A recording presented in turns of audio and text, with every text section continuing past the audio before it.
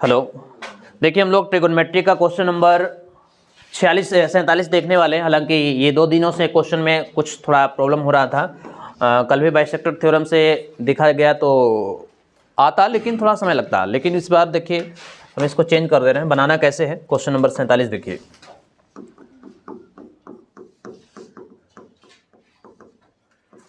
Question number 47 का आपका ये फिगर दिख रहा होगा, ठीक है। हालांकि हम छाप ही देते हैं पिक्चर को, छापने से आपको थोड़ा सा ज़्यादा समझ आएगा। चलिए देखिए,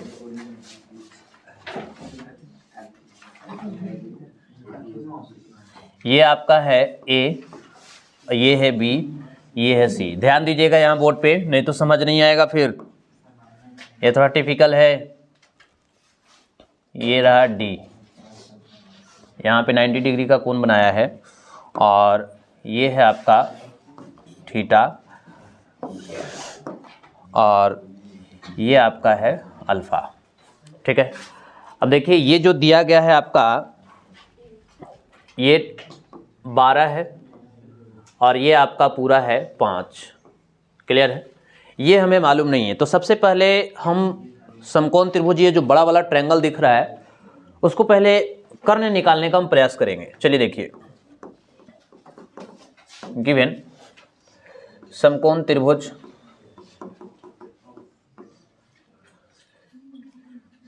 नाइन्टी डिग्री, तो यहाँ पे भी बनेगा सी बी ए में। समकोण त्रिभुज सी बी ए में आपका जो बी सी दिया गया है वो 5 है, और ए बी जो है वो आपका 12 है। तो सबसे पहले हम यहाँ निकालेंगे ए सी। क्लियर? इसीलिए ए सी बराबर जो होगा, यानी ये कर्ण होगा, है ना। ए सी बराबर हो जाएगा बी सी का स्क्वायर और प्लस ए बी का स्क्वायर, ठीक है। अब देखिए ये जो आपका है बी सी की जो वैल्यू है वो है 5 का स्क्वायर, और ए बी की वैल्यू है 12। 5 का जो स्क्वायर होगा वो 25 होगा, और 12 का होगा 144। ये हो जाएगा 169, और यहाँ आएगा 13। यानी ये जो हमारा वैल्यू जो निकल करके आया है, ये वो 13 आया। क्लियर? अब 13 तो आ गया, लेकिन अब देखिए बाइसेक्टर थ्योरम लगाने से हमारा इसमें काम नहीं बनना है, ठीक है। हमको चाहिए ये वाली भुजा, बीडी की लंबाई चाहिए। बीडी आएगा तभी इस ट्रायंगल में चलेंगे, थीटा निकलेगा और ये अल्फा निकलेगा। अब बीडी निकलेगा कैसे? तो बीडी निकालने से पहले आपको त्रिभुज का क्षेत्रफल पहले निकालना होगा, और त्रिभुज का क्षेत्रफल से फिर से चलेंगे, तब जाकर के आपको बीडी निकलेगा। अब आपको यहाँ ध्यान देना चाहिए, जनरली तौर पे त्रिभुज का जो क्षेत्रफल होगा वो होता है हाफ गुने आधार और गुने ऊंचाई। क्लियर है? ये त्रिभुज का क्षेत्रफल होता है, समझ गए। तो ये जो समकोण त्रिभुज आपको ये दिख रहा है, अगर इसमें कहा जाए कि ये ए है, ये आपका ए है, ये बी है और ये सी है, इस ट्रायंगल का अगर हम एरिया निकालना चाहेंगे, और ये हमारा कितना दिया हुआ है 12, और ये कितना है 5 है। अगर इसका क्षेत्रफल हम निकालना चाहेंगे तो त्रिभुज का क्षेत्रफल हाफ गुने आधार, हाफ गुने आधार, आधार तो यही होगा ना, आधार कितना हो जाएगा 12। इस त्रिभुज का हाइट क्या होगा, ये होगा, तो ये कितना हो जाएगा। अब 6 दूना के 12, 6 5 कितना हो गया 30। समझ में आ रहा है? तो इस प्रकार से हम लोग त्रिभुज का क्षेत्रफल यहाँ पे निकालेंगे। यहाँ पे भी हम लोग त्रिभुज का क्षेत्रफल ऐसे निकालेंगे। अब चलिए देखिए, डिस्टर्ब नहीं कीजिए, ज़्यादा बेहतर रहेगा। एवं त्रिभुज सी बी ए का क्षेत्रफल, तो त्रिभुज सी बी ए का क्षेत्रफल हो जाएगा हाफ गुने आधार और गुने ऊंचाई। क्लियर है? तो हाफ गुने आधार ये हो गया हाफ आधार, आधार इस ट्रायंगल का 12 है और ऊंचाई कितना है 5 है, ठीक है। तो ये कटेगा 6 बार में। अब 6 पंजे कितना हो गया 30, यानी इस ट्रायंगल का जो एरिया हो गया वो 30 हो गया, ठीक। अब जब इस ट्रायंगल का एरिया 30 हो गया, तो एक बार हम ऐसे चल इसको आधार मान करके त्रिभुज का क्षेत्रफल निकाल लिए। अब हम क्या करेंगे ना कि इस त्रिभुज को थोड़ा सा उल्टा करिए, ठीक है, घुमाइए। अब हम इसको आधार बनाना चाहते हैं, चूंकि हमको चाहिए हाइट, हमको हाइट चाहिए ना ये, हमको ये BD का वैल्यू चाहिए, तो BD का वैल्यू निकालने के लिए क्या करना होगा कि इस ट्रायंगल का ये आधार लेंगे, ये 13 आधार आपका आया हुआ है, ये आधार हो जाएगा, ये वाला ऊंचाई हो जाएगा। क्लियर है? अब फिर से चलेंगे हम। एवं अब चलना होगा त्रिभुज, इस प्रकार से चलिए BAC है ना, या CAB, त्रिभुज एवं त्रिभुज BAC का क्षेत्रफल। तो BAC का क्षेत्रफल जो होगा हाफ गुने आधार, फिर से त्रिभुज का क्षेत्रफल वही होना है, हाफ गुने आधार गुने ऊंचाई। ठीक है, अब देखिए त्रिभुज का क्षेत्रफल जो आया हुआ है आपका 30 है। ठीक है, हाफ गुने आधार, हम इसको आधार मान रहे हैं, अगर इस तरफ से चल रहे हैं तो आधार ये आपका कितना हो जाएगा, 13 होगा। और हाइट जो ऊंचाई जो है यही होगा ना, इस ट्रायंगल का हाइट जो होगा ये वाला होगा, इसको आधार ले रहे हैं तो ऊंचाई ये होगा। ठीक, तो ऊंचाई इसका क्या हो जाएगा, BD होगा। BD या DB, BD लिखिए या DB लिखिए, ये रहा BD। अब देखिए, अब ये बटा में, जब बराबर के उस तरफ जाएगा तो ये हो जाएगा गुना में। देखिए ध्यान नहीं दीजिएगा तो समस्या होगा ही, आप समझ नहीं पाओगे। ठीक है, इसलिए सीखना है, यहाँ केंद्रित करना पड़ेगा आपको दिमाग को। अब 30 गुना के ये कितना हो गया, 60, ये हो गया 13 BD। यानी यहाँ से अगर हम BD की वैल्यू निकालना चाहेंगे तो 60/13 ये हो गया BD। ठीक है, यानी ये BD का मान निकल चुका। अब हमारा ये जो लंब है इसका निकल गया। इस ट्रायंगल का अगर देखें तो देखिए ये BD आपका निकल चुका। अब जब BD निकल करके आया है आपको कितना, थोड़ा सा हम इस फिगर को नीचे लेकर के आते हैं। अब देखिए ये जो आपका आकृति दिख रहा है, हमारा BD निकल करके आया है। ठीक है ना, देखिए ये जो BD का वैल्यू जो आया है वो 60/13। ठीक है, 60/13 ये BD का वैल्यू आया। ये भी हमको मालूम हो गया 13, ये 5 है, ये 12 है। अब ये भी पता चल गया कि हमारा 60/13 है। अब एक चीज़ आप ध्यान दीजिए कि 90 की जो सामने वाली जो भुजा होती है वो कर्ण होता है, तो 90 का सामने तो यही है।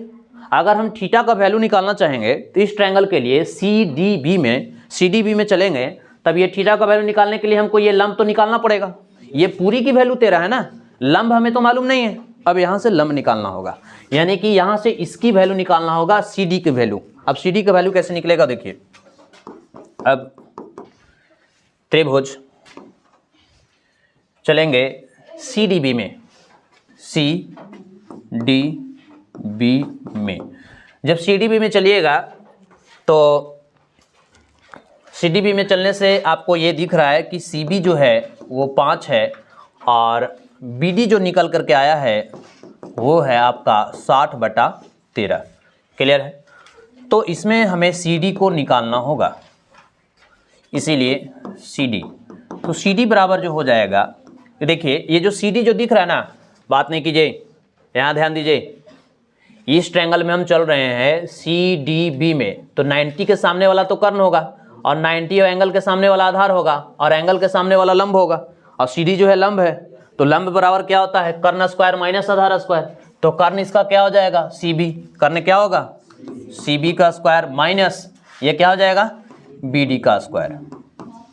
देखिए अगर यहाँ आप ध्यान नहीं दीजिएगा तो आपको ज़रा सा भी समझ में नहीं आएगा। क्लियर है? ये क्वेश्चन देखने में छोटा लग रहा है पर है बहुत बड़ा। आप देख सकते हो कितना अभी प्रोसेस चालू है, अभी ये आने वाला नहीं है। अभी इस ट्रायंगल में चलना होगा, फिर से इसकी वैल्यू निकालना होगा, उसके बाद ये आएगा। ठीक है, चलिए देखिए। और ये छोटा है नहीं कि आपको शॉर्ट किया जाए, किसी तरह से शॉर्ट आप नहीं कर सकते हैं, निकालना ही पड़ेगा। ठीक है, अब CB की जो वैल्यू है वो आपका है 5 का स्क्वायर माइनस BD का जो वैल्यू निकल करके आया है वो 60/13 का स्क्वायर। क्लियर? अब 5 का वर्ग जो होगा वो 25 होगा, 60 का वर्ग जो होगा वो 3600 होगा, 13 का वर्ग जो होगा 169 होगा। क्लियर है? ये रहा। अब देखिए 169 में 25 से, यानी यहाँ पे भिन्न के जोड़ करेंगे, भिन्न का घटाव करेंगे, कितना आएगा मल्टीप्लाई करने से? 42 25। देखिए इसको आप गुना कीजिएगा तो आ जाएगा 42 25 माइनस हो जाएगा ये 3600 और बटा कितना हो जाएगा 169, है ना। अब इसको घटाएंगे तो आ जाएगा 625 बटा 169। क्लियर। अब यहाँ देखिए 625 25 का है और ये कितना हो जाएगा 13, यानी ये जो हमारा निकल करके आया 25 बटा 13। अब 25 बटा जो 13 है ये हमारा निकल करके आया है 25 बटा 13। क्लियर है। अब देखिए जब ये निकल गया तो ये निकालना बहुत आसान है। अब कैसे? चूंकि ये पूरा दिया हुआ है 13 और उसमें से एक का वैल्यू है 25 बटा 13, तो इस पूरा में से अगर हम 25 बटा 13 को घटा देंगे तो ये नहीं निकल जाएगा, बिल्कुल निकलेगा। तो वही काम करें। अब हम चलते हैं एवं निकालना है हमको किसकी वैल्यू? DA की वैल्यू। तो इसीलिए लिखेंगे एवं DA बराबर, तो DA का वैल्यू निकालने के लिए क्या करेंगे? CA minus CD, CA minus CD। अब देखिए CA का वैल्यू जो है 13 है और CD का वैल्यू जो निकल करके आया है वो 25 बटा 13 है ना, 25 बटा 13। क्लियर। अब देखिए इसका भिन्न का घटाव करेंगे तो ये कितना हो जाएगा 169 और ये कितना होगा 25 और ये बटा 13। क्लियर है।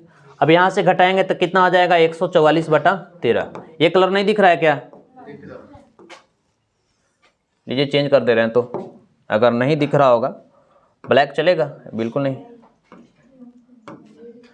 ठीक है, ये 144 बटा कितना हो गया 13 हो गया। अभी निकल करके आया हमारा। अब देखिए इसको हम फिगर में थोड़ा सा सजा देते हैं। देखिए इसकी जो वैल्यू निकल करके आया है, ये जो आया है आपका वो 144 बटा 13। देखिए यहाँ जो आया है आपका 144 बटा 13 ये निकल करके आ गया। देखिए कितना झोल है इसमें। ये 12 दिया गया था, ये 5 था। सबसे पहले तो ये बड़ी भुजा को निकाला गया 13। क्लियर है। उसके बाद फिर इस ट्रायंगल में चला गया है। इस ट्रायंगल में चलने के बाद 90 डिग्री यहाँ बना रहा था, इसके सामने वाली भुजा लंब होगा, कर्ण होगा, थीटा के सामने वाली भुजा लंब होगा। हम त्रिभुज का क्षेत्रफल निकाल करके ये जो निकल गया तो त्रिभुज का क्षेत्रफल निकाल करके फिर से त्रिभुज का क्षेत्रफल निकालने के बाद BD का मान निकाला गया। अब BD जब निकल गया तो फिर इस ट्रायंगल में चला गया। उसके बाद फिर ये वैल्यू आया। अब इसका वैल्यू निकालने के लिए इस पूरा में से इसको घटाया गया, तब ये आया। अब चलना है क्वेश्चन पे। अब देखिए क्या कहा है। अब इससे छोटा हो ही नहीं सकता है। चलिए देखिए, चलिए इस तरफ कर दे रहे हैं। अब हमको वैल्यू चाहिए किसका? क्या निकालना था? निकालना था कॉट थीटा ना। चलिए देखिए, इसीलिए कॉट थीटा। तो कॉट थीटा का फॉर्मूला आप थोड़ा देखिए फिगर में, इसको हम थोड़ा बड़ा कर रहे हैं।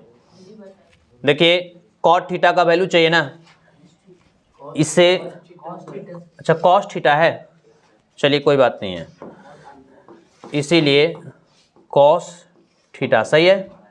तो कॉस थीटा देखिए इस आकृति को देखिए, फिगर को, थीटा यहाँ पे है तो थीटा के सामने वाली भुजा लंब, और थीटा और 90 यहाँ पे बन रहा है ना 90 डिग्री, तो थीटा और 90 के बीच वाली भुजा क्या होता है? आधार। और कॉस थीटा बराबर क्या होता है? आधार बटा कर्ण। तो आधार यहाँ कितना हो जाएगा? बोलिए। आधार जो हो जाएगा वो क्या हो जाएगा? BD ना होगा। इस ट्रायंगल के लिए चलना होगा एंगल। जब यहाँ थीटा का वैल्यू हमको चाहिए कॉस थीटा का ना, तो कॉस थीटा के लिए यही वाला ट्रायंगल ना दिखेगा, तो इसके लिए होता है कॉस थीटा बराबर आधार। अब आधार इसका कितना है? BD। आधार कितना है? BD। और उसका कर्ण कितना है? 90 के सामने वाली भुजा कर्ण कितना है? CB। CB ना है जी, अरे कर्ण CB होगा। अब देखिए BD की जो वैल्यू निकल करके आया है वो BD की वैल्यू कितना है? 60 बटा 13। 60 बटा 13 और बटा कितना हो जाएगा? ये CB की वैल्यू कितनी है? 5। यही है ना। अब इसको मेन लाइन को कन्वर्ट कीजिए तो 60 बटा 13 गुने 1 बटा कितना हो जाएगा? 5। ये कटेगा 12 पचे 60, यानी कितना हो गया? 12 बटा 13। यानी हमारा कॉस थीटा का वैल्यू जो आया है वो 12 बटा 13 आया है। क्लियर। एवं फिर से निकालना क्या है? Cot alpha. चलिए देखिए, एवं कॉट अल्फा। तो कॉट अल्फा बराबर, अब देखिए एंगल यहाँ पे बन रहा है तो एंगल के सामने वाली भुजा लंब, और एंगल और 90 डिग्री यहाँ पे भी तो बन रहा है। एंगल और 90 डिग्री के सामने वाली भुजा आधार होगा, तो कॉट थीटा बराबर आधार बटा क्या होता है, लंब, यानी आधार कितना दिख रहा है, बिड्डी ना, ये हो जाएगा बिड्डी, और बटा लंब कितना दिख रहा है, एडी। क्लियर है। अब देखिए बीडी की जो वैल्यू है वो है कितना, 60/13, 60/13 बटा एडी, एडी कितना आया है 144/13, 144/13। ठीक है। अब देखिए इसको मेन लाइन को कन्वर्ट किया जाए, 60/13 हो गया और ये 13/144 हुआ। क्लियर। तब तो ये 13 से 13 कटेगा, ठीक, और बच गया यहाँ 60 और बच गया यहाँ 144। अब देखिए इसको अगर हम काटेंगे तो 12×5 = 60 और 12×12 144। ठीक है, 12×5 = 60 और 12 में 12 से तो 144, यानी कि ये कट करके आया हमारा 5/12, यानी कॉट अल्फा की जो वैल्यू आया वो कितना आया, 5/12 आया। ठीक है, यानी ये प्रश्न का इस प्रकार से आपका सॉल्यूशन हुआ। तो ये रहा क्वेश्चन नंबर 47। ये क्वेश्चन नंबर 47 है। ठीक है, तो देखिए कितना लॉन्ग था। क्लियर है। तो ऐसे प्रश्न अगर आपको एग्जाम में दिया भी जाएगा तो 5 नंबर के लिए। एक बार हम फिर से समझा दे रहे हैं, एक बार फिर से यहाँ देखिए, इस क्वेश्चन को एक बार फिर से देखेंगे। देखिए इस आकृति में सिर्फ और सिर्फ आपका 12 और 5 दिया गया था। ठीक है, पीछे वाली लाइन, इस आकृति में 12 और 5 दिया गया है, हमें ये मालूम नहीं है ये वाला भुजा।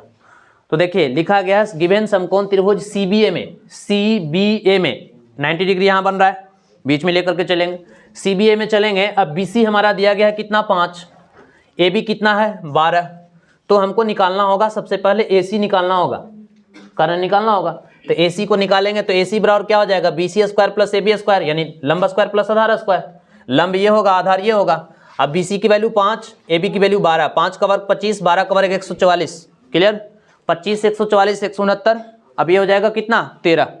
अब यहाँ से ये हमारा CA का मान निकल चुका, AC का मान निकाल लिए 13। अब जब 13 निकल गया तो अब क्या करेंगे कि हमको चाहिए BD की वैल्यू, चूंकि कॉस अल्फा और कॉट अल्फा का मान निकालना है हमको।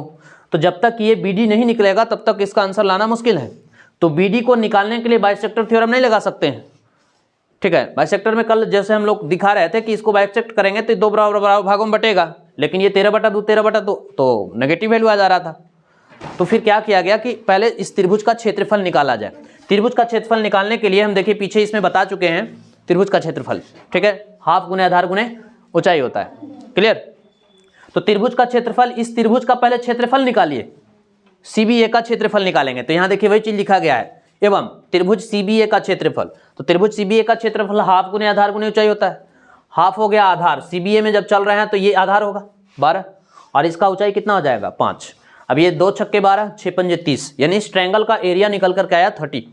क्लियर है। अब जब एरिया 30 आ गया तो हाइट तो ये दिख रहा है, ये हाइट दिख रहा है ना इस आकृति में। तब हम इधर से चलेंगे, इसको आधार बनाएंगे, इसको ऊंचाई बनाएंगे, ऊंचाई हमको निकालना है। तो अब फिर से देखिए यहाँ लिखा गया एवं त्रिभुज BAC का क्षेत्रफल, BAC का क्षेत्रफल। क्लियर है, या तो फिर ACB का क्षेत्रफल। क्लियर, ज्यादा बेहतर रहेगा ACB का क्षेत्रफल कर लीजिए, बेहतर रहेगा। ACB का क्षेत्रफल है ना, ACB का क्षेत्रफल, ACB का क्षेत्रफल। जब ACB का क्षेत्रफल ले रहे हैं तब तो आधार आपका ये हो जाएगा AC और इसका ऊंचाई क्या हो जाएगा BD। तो यहाँ फिर से लिखा गया ACB का क्षेत्रफल हाफ गुने आधार गुने ऊंचाई। अब देखिए ACB का क्षेत्रफल जो है, यानी कि CAB या ACB कहिए, जो भी कहिए, इसका क्षेत्रफल 30 आया हुआ है। अब हाफ हो गया आधार, इसलिए इसके जब इधर से हम चल रहे हैं तो आधार 13 हो जाएगा, 13। इसकी ऊंचाई कितना हो जाएगा BD, ये BD हो गया। अब देखिए ये बटा में है, उस तरफ जाएगा तो गुना में होगा, बराबर के इस तरफ बटे में है, जब उस तरफ भेजेंगे तो गुना में होगा, अगर गुना में इस तरफ लाते तो बटा में होता।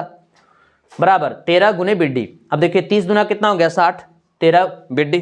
अब BD की वैल्यू चाहिए तो BD बराबर 60, गुना में तो नीचे आकर के क्या हो जाएगा, बटा में हो जाएगा। यानी यहाँ से अब हम BD का मान निकाल चुके हैं 60/13, जो आपको दिख रहा है 60/13। अब तो 60/13 तो आ गया, ये निकल चुका है, ये भी मालूम है। इस ट्रायंगल के लिए देखा जाए, अगर CDB के लिए देखा जाए तो हमारा 60/13 यानी BD की वैल्यू मालूम है और CB की वैल्यू मालूम है। हमें मालूम क्या नहीं है, CD की वैल्यू मालूम नहीं है। क्लियर है। तो CD निकालने के लिए क्या करना होगा, अब हम फिर से इस ट्रायंगल में चलेंगे, ये वाले त्रिभुज में फिर से चलना होगा, या तो फिर इधर से चल लेते, कोई बात नहीं है। पहले इसको निकाल लो या इसको निकाल लो। हम इधर से पहले चल रहे हैं सी डी बी, तो सी डी बी में निकालने के लिए क्या करेंगे कि 90 डिग्री यहाँ बना रहा है तो 90 के सामने वाली भुजा लंब कर्ण होगा, और ये एंगल है, एंगल और 90 डिग्री के बीच में जो होगा वो आधार होगा। तब तो ये जो बी का वैल्यू आया है इस ट्रायंगल के लिए आधार है 60/13, ये आधार ही ये कर्ण है, जबकि लंब हमें मालूम नहीं है तो लंब को निकालना पड़ेगा। तो अब फिर से क्या किया गया, सी डी बी में चला गया। सी डी बी देखिए, सी डी बी में चल रहे हैं, सी बी आपका 5 है, बी डी आपका दिया हुआ है 60/13, तब हमको सी डी को निकालना पड़ेगा।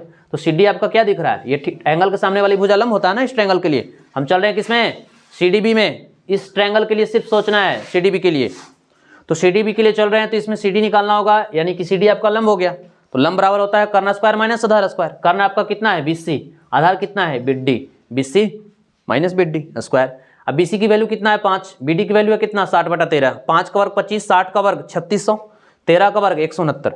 अब यहाँ भिन्न का जोड़ किया गया है, 169 में 25 से गुना करोगे 4225 माइनस 3600 बटे 169, 4225 में 3600 घटाएंगे 625 और बटा कितना हो जाएगा 169। अब 625 किसका है, वर्गमूल 25 का, 169 13 का, यानी यहाँ से निकल कर के आया सी डी हमारा निकल कर के आ गया 25/13। ठीक है, इसको और चाहो तो लॉन्ग कर सकते हो, लेकिन लॉन्ग यहाँ पे एक स्टेप काट दिया गया है, हम डायरेक्टली पूरा दिया हुआ है, इसमें से पूरा से इसको घटा लेंगे तो ये निकल जाएगा। नहीं तो चाहते तो इस ट्रायंगल में भी चल करके वैसे निकालना होता, जैसे इस प्रकार से निकाला, थोड़ा लॉन्ग चला जाता। अब क्या कर रहे हैं कि हम यहाँ निकालना चाहते हैं डी ए का वैल्यू, ये निकल गया। अब अल्फा के लिए हमको डी ए का वैल्यू चाहिए, तो डी ए का मान निकालने के लिए क्या करेंगे, ये पूरा में से इसको हटाएंगे, ये पूरी वैल्यू में से इसको हटाएंगे तो ये बचेगा, तो ये पूरा क्या है AC। तो यहाँ देखिए हम डी ए निकालना चाहते हैं, डी ए, तो डी ए बराबर क्या हो जाएगा सी ए माइनस सी डी। अब सी ए कितना दिया हुआ है 13, सी डी कितना निकल के आया 25/13। अब फिर से यहाँ से भिन्न का कटाव कीजिए, 169 माइनस 25/13 144/13, यानी डी ए जो निकल करके आया वो आपका निकल करके आ गया कितना 144/13। इसलिए अब हमको वैल्यू चाहिए कॉस थीटा का, तो कॉस थीटा बराबर क्या होता है आधार, थीटा आपका यहाँ है ना इस ट्रायंगल में, देखिए इसमें देखो कॉस थीटा, थीटा यहाँ है यानी इस ट्रायंगल की बात किया जा रहा है, तो कॉस थीटा बराबर जो हो जाएगा वो हो गया क्या BD और बटा CB। क्लियर है, आधार बटे कर्ण, तो आधार कितना हो जाएगा इसका ये BD और कर्ण आपका CB हो जाएगा। BD कितना दिया 60/13, कर्ण कितना दिया 5, यहाँ से मेन लाइन को कन्वर्ट कीजिए 60/13, मेन लाइन यहाँ है, गुना का चिन्ह होगा, नीचे से ऊपर चल जाएगा, ऊपर से नीचे आ जाएगा, 12/5 12 बच गया, नीचे बच गया 13, यानी कॉस थीटा का वैल्यू 12/13 आया। ठीक उसी प्रकार से कॉट अल्फा चाहिए, तो कॉट अल्फा इस फिगर में कहाँ है, इस ट्रायंगल की बात किया जा रहा है ना, तो एंगल अल्फा यहाँ है तो अल्फा के सामने वाला लंब होगा। क्लियर है, और ये कोण एंगल और 90 के बीच में आधार हो जाएगा, ये कर्ण होगा। तो कॉट बराबर क्या होता है आधार बटे लंब, तो आधार कितना है BD और लंब कितना है AD, तो यहाँ फिर वही लिखा गया है BD बटा AD। BD 60/13 है, AD निकल के आया 144/13। फिर से यहाँ मेन लाइन कन्वर्ट करेंगे 60/13 गुना, नीचे से ऊपर चला गया, ऊपर से नीचे आ गया, 13 से 13 कट गया, 12/5 12 बार 144, यानी बच गया 5/12। तो इस प्रश्न का सॉल्यूशन यही है, क्वेश्चन नंबर 47। क्लियर है, तो कुछ ऐसे प्रश्न हैं जो आपको थोड़ा सा टिपिकल होगा, लेकिन आप उसको बार बार रिवाइज कीजिएगा तो एकदम आसान हो जाएगा। क्लियर है, अब चलते हैं क्वेश्चन नंबर एक दो और बता दें। चलिए देखिए तो क्या बोल रहे हो, अब बोलिए कौन सा क्वेश्चन चाहिए आपको, 50। ये तो फिर से वही आ गया, एक मिनट, ये था क्या, चलिए देखिए क्वेश्चन नंबर, हालांकि हम 49 तक कल बता दिए थे, क्वेश्चन नंबर 50 को देखना है। अब देखिए 50, बात नहीं कीजिए। क्वेश्चन नंबर 50 देखिए, 50 भी उतना आसान नहीं है जितना आप सोच रहे हो, ठीक है ना। क्वेश्चन नंबर 50 भी उतना आसान नहीं है जितना आप सोच रहे होंगे। क्वेश्चन नंबर 48 49 में आपका स्क्वायर दिया हुआ था तो वहां से किसी एक में कन्वर्ट कर लिए, लेकिन यहाँ पे ऐसा है ही नहीं क्वेश्चन में, तब क्या करना होगा, अब देखिए कैसे इसको बनाना है। क्वेश्चन नंबर 50 ना, चलिए देखिए क्वेश्चन नंबर 50। आप लोगों को समझ में नहीं आ रहा है बोल रहे हैं से, हल्ला नहीं कीजिए। देखिए क्वेश्चन नंबर 50 में है आपका दिया गया, अभी तो ये सिर्फ स्टार्टिंग हो रहा है, आगे चलिए ना समझ में आएगा। 9th से जब बच्चे लोग 10th में कन्वर्ट होना चाहते हैं ना, तो खूब बहुत ज़्यादा खुशी रहता है उन लोगों के बीच में कि हम तो 10th में जा रहे हैं। लेकिन 2 महीने के बाद जब गुजर जाता है जनवरी और फरवरी, ठीक है, जब मार्च आता है ना सेशन, उस समय उसको लगता कि ना ठीक था 7th 8th 9th, है ना। चलिए देखिए, हमें वैल्यू किसकी चाहिए, tan का, है ना। चलिए अब क्वेश्चन को हम छोटा कर रहे हैं। चलिए देखिए, अब इसको हम किसी, हाँ यहाँ पे अगर स्क्वायर रहता ना 4 cos स्क्वायर और 3 sin स्क्वायर, तो इसको हम एक प्लेटफॉर्म पे ला सकते थे, क्लियर है। लेकिन यहाँ पे हमारा स्क्वायर में कोई भी नहीं है, तब तो इसको लाना थोड़ा टिपिकल है। एक वे में लाने के लिए थोड़ा सा प्रॉब्लम है, तब ऐसा लाना कैसे होगा, अब इसको स्क्वायर करेंगे। अब स्क्वायर करना होगा तब एक प्लेटफॉर्म पे लाना होगा, चाहे कॉस में लाइए या साइन में लाइए। तो चलिए देखिए, अब करना क्या होगा, यहाँ लिखेंगे अब दोनों तरफ, बात नहीं कीजिए, दोनों तरफ वर्ग करने पर, दोनों तरफ वर्ग करने पर। अब देखिए दोनों तरफ वर्ग क्यों कर रहे हैं, अब बराबर की इस तरफ भी है कुछ टर्म और बराबर की इस तरफ भी है, तो दोनों तरफ करना होगा ना। अब एक को दीजिएगा एक को नहीं दीजिएगा तो पटकाने लगेगा, है कि नहीं। अब राजू का 2 बेटा है, अब लाएगा मार्केट से, है कि नहीं, रसगुल्ला, एक को देगा तो एक को पटका लेगा, इसलिए देना दोनों का जरूरी। चलिए देखिए, तो दोनों तरफ करना है, जो भी काम करेंगे दोनों तरफ, क्लियर है। तो दोनों तरफ क्या कर रहे हैं बाबू, वर्ग कर रहे हैं। चलिए देखिए, जब दोनों तरफ वर्ग किया जा रहा है तो ये हो जाएगा 4 cos theta plus 3 sin theta का वर्ग, क्लियर। इधर भी आप वर्ग कर लीजिए। अब देखिए इसको थोड़ा सा सोचिए, ये हुआ a, इसको मान रहे हैं हम a, यहाँ समझिए पीछे वाला बेंच काफ़ी ज़्यादा आप डिस्टर्बेंस हो रहे हैं, आपका ध्यान कहीं दूसरे जगह पे है, ठीक है। हाँ ठीक है, मान लिया जाए, लेकिन आप यहाँ नहीं देख रहे हो। चलो देखो, इसको मानेंगे a और इसको मानेंगे b। अब ये हो गया a प्लस बी का whole square, a plus B का होल स्क्वायर सब लोग जानते हैं, तो a प्लस बी का होल स्क्वायर। चलिए देखिए, अब यहाँ से a प्लस बी का होल स्क्वायर डायरेक्टली कर देंगे, अगर बोर्ड पे नहीं देखिएगा तो डायरेक्टली कर देंगे, फिर अपना समझते रहना, वीडियो देखने के बाद भी आपको समझ में नहीं आएगा, ठीक है। इसलिए बार बार बोल रहे हैं कि यहाँ ध्यान दीजिए, नहीं तो शॉर्ट 2-4 को शॉर्ट मार देंगे तो फिर समझ में आ जाएगा, वीडियो भी देखते रहोगे पता नहीं चलेगा कैसे आ गया, ठीक है। इसलिए समझिए, ए स्क्वायर प्लस बी स्क्वायर और प्लस 2ab की वैल्यू कितना है 3 sin थीटा, क्लियर। बराबर 5 का वर्ग, ये क्या हो जाएगा 25 होगा, ठीक है। अब यहाँ से जो हो जाएगा आपका 4 का वर्ग कितना होगा 16, ठीक। अब ये हो जाएगा क्या cos स्क्वायर थीटा, याद कीजिए कुछ हम ऐसा बताए थे, ये जब ऐसा रहेगा तो इस प्रकार से हम बताए थे आपको कि इस प्रकार से हम कर सकते हैं, ठीक है, बताया गया था ना। तो ये 16 cos स्क्वायर हो गया और प्लस ये 9 sin स्क्वायर हो गया, प्लस ये कितना हो जाएगा 2 चौके 8 और 8 3 24 sin theta into cos theta और बराबर ये कितना हो गया 25, क्लियर है।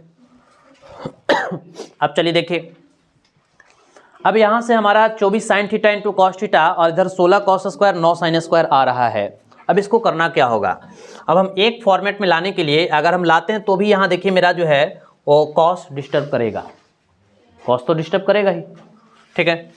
तो कॉस को डिस्टर्ब करने के लिए क्या करना होगा कि आप ऐसे समझिए कि ए स्क्वायर प्लस बी स्क्वायर और प्लस 2ab, यानी कि ये हो जाएगा 16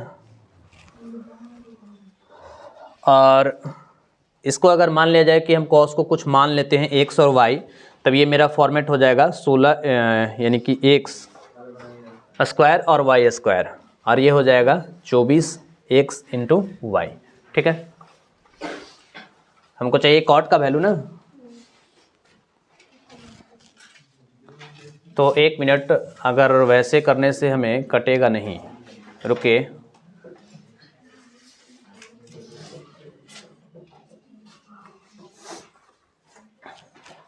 4 cos square plus 3 sine theta, 4 cos theta plus 3 sine theta है ना। चूँकि अगर इसको हम चेंज करेंगे तो यहाँ से भी हमारा डिस्टर्ब तो करेगा, कॉस तो आएगा ही। अब कॉस को बदलने के लिए क्या करना होगा, रुकिए 5 माइनस 1 मिनट, थोड़ा सा वेट करेंगे। इसको हम एक तरफ कर रहे हैं, रुक जाइए।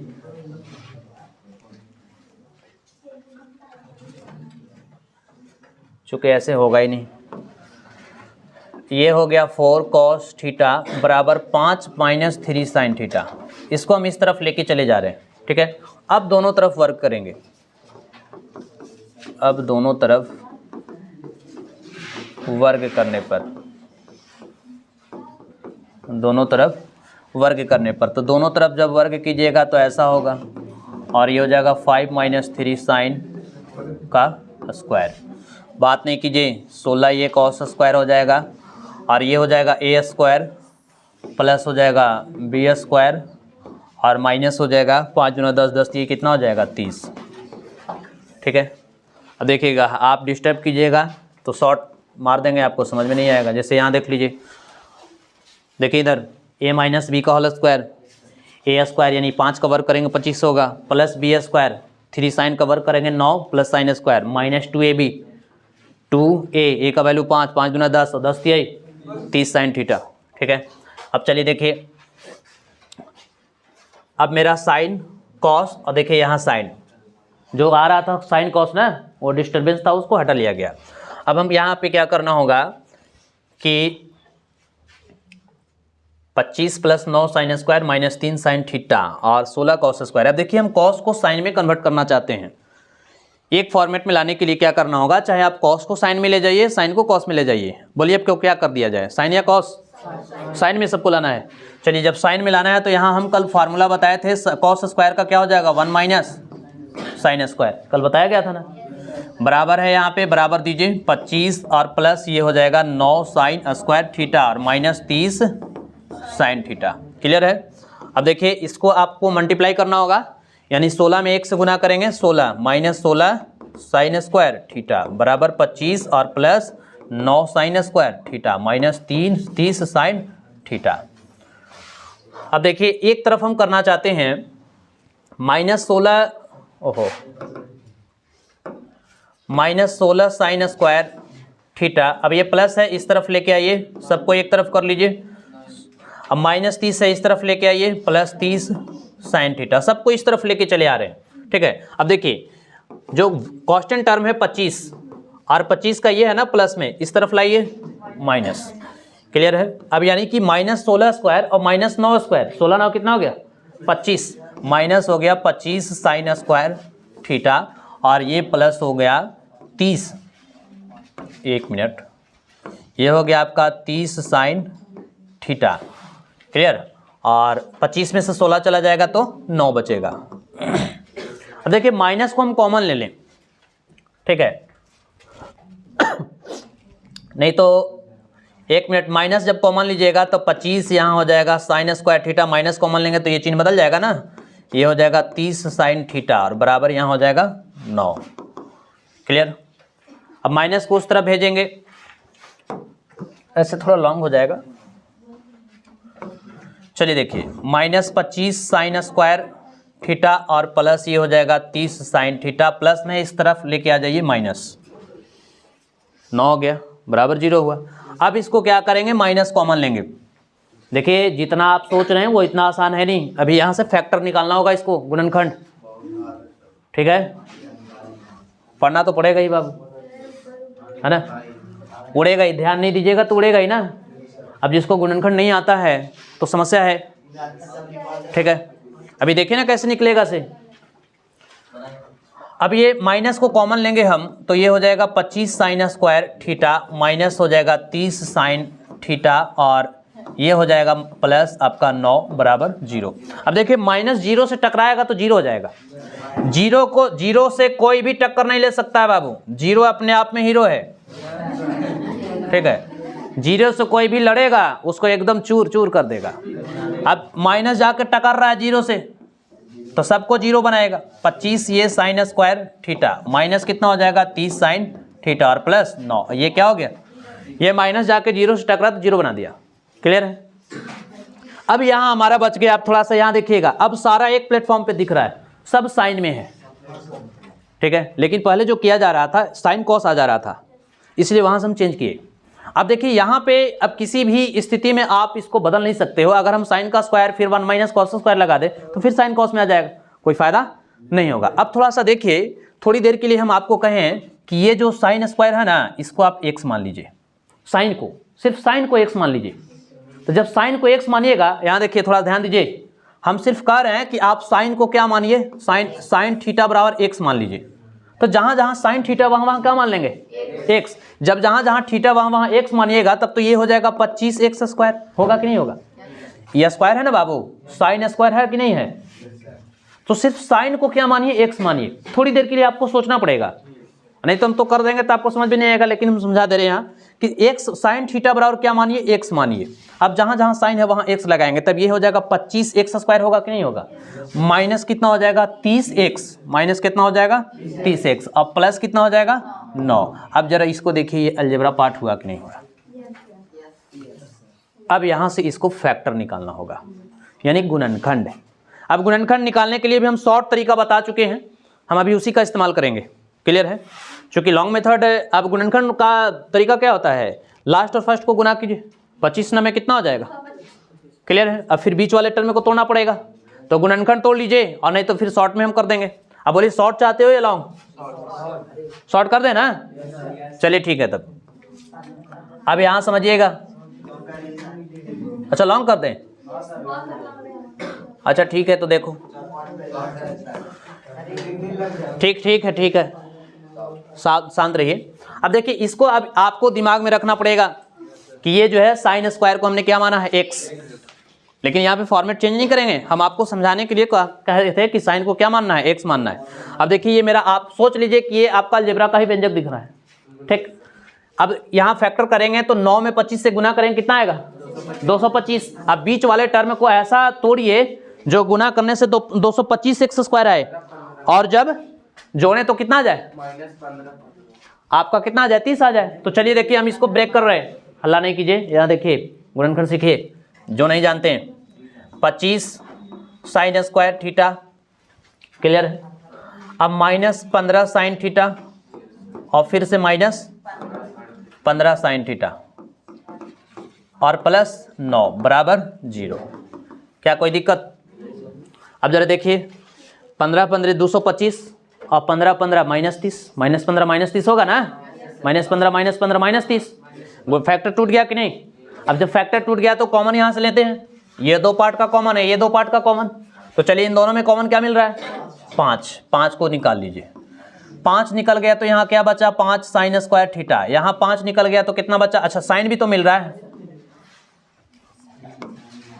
देखिए यहाँ 5 दोनों में है, और साइन यहाँ 2 है, साइन यहाँ 1 है, छोटा वाला कॉमन निकलता है। 2 है यहाँ, यहाँ 1 है, तो 1 वाला कॉमन निकलेगा, 5 साइन थीटा। अब यहाँ हो जाएगा 5, अब 2 में से साइन थीटा 1 बाहर आ गया ना, तो 1 बचेगा।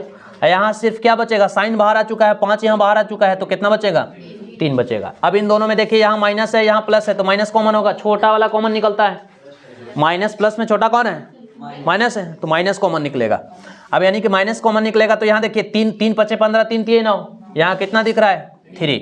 अब यहाँ 3 दिख रहा है, तो यहाँ कितना हो जाएगा, 5 साइन थीटा। अब माइनस कॉमन लिए तो चिन्ह क्या हो जाएगा, बदल जाएगा। अब 3 निकल गया तो यहाँ सिर्फ कितना बचेगा, बराबर में 0। गुणनखंड का तरीका यही होता है ना। अब चलिए कॉमन पार्ट को एक तरफ लिखेंगे, यानी ये हो जाएगा 5 साइन थीटा और माइनस 3, और फिर से यहाँ कितना हो जाएगा, 5 साइन थीटा माइनस 3 बराबर 0। यानी एक बार इसके लिए भी 0 है और एक बार इसके लिए भी 0 है। किसी एक को 0 बनाओ, ठीक है। तो इसको 0 बनाएंगे तो ये 0 हो जाएगा, बचेगा सिर्फ ये वाला, या इसको 0 बनाएंगे तो ये बचेगा। किसी एक को तो 0 करना ही होगा। इन पूरे टर्म को हम देखें, इसको ये जो 5 साइन माइनस 3 को इस 0 से टकरा रहे हैं, तो पूरे 0 ना हो जाएगा, ठीक है। तब तो ये हो जाएगा हमारा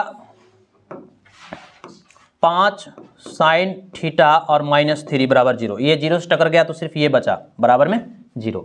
अब यहाँ से 5 साइन थीटा का वैल्यू माइनस है, उस तरफ जाएगा प्लस, अब यहाँ देखिए, यहाँ से साइन थीटा का वैल्यू निकालेंगे 3 ही गुना में है, इधर आके क्या हो जाएगा बट्टा में। देखिए एक प्लेटफॉर्म पे लाया गया सभी को, साइन में आ गया ना। अब चाहिए हमको किसकी वैल्यू, किसकी वैल्यू, tan ना। चलिए देखिए, अब इसीलिए tan, इसीलिए tan, अच्छा एक मिनट, tan थीटा भी निकालने से, अब देखिए 3 है 5 है तो अगला क्या होगा 4 होगा, ट्रिपलेट। समझ आ रहा होगा अब थोड़ा सा तुम लोगों को लगा हो कि हाँ अभी पहुंचे हैं सही जगह पे, है ना। अब यानी यहाँ से साइन थीटा का फार्मूला क्या होता है P बटा H। अब यहाँ से निकालना क्या होगा B। अब B की वैल्यू निकालने के लिए क्या करना होगा बोलिए, यानी कि इसीलिए B बराबर क्या हो जाएगा, भुला तो नहीं ना गया तुम लोग, B बराबर कर्ण स्क्वायर माइनस लंब स्क्वायर। कर्ण कितना है जी 5, लंब कितना है 3, 5 का वर्ग कितना हो जाएगा 25 माइनस 9 16, 16 का वर्गमूल 4। एक बात नहीं।